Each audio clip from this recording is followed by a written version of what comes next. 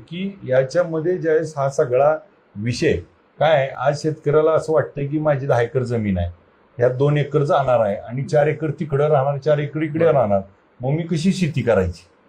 मग हा त्याला ज्यावेळेस हा विषय सगळा समजेल त्यावेळेस इकडची 4 एकर आणि तिकडची 4 एकर सर्व्हिस रोडला रोड टच होणार आहे. बरोबर. त्या शेतकऱ्याला पलीकडे अलीकडे जायला रस्ता असणार आहे, बोगदा असणार आहे, त्याचं पीक घेता येणार, त्याला सगळ्या गोष्टी.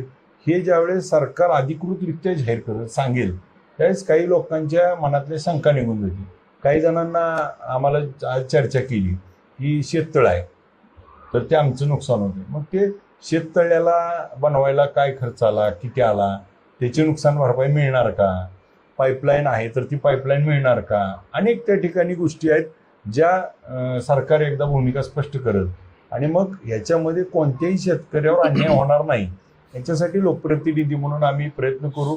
ज्या शेतकऱ्याचं जे आहे म्हणणं ते सरकारपर्यंत पोचवून याच्यामध्ये त्या शेतकऱ्याच्या पाठीशी उभं राहण्याचं काम आम्ही करू.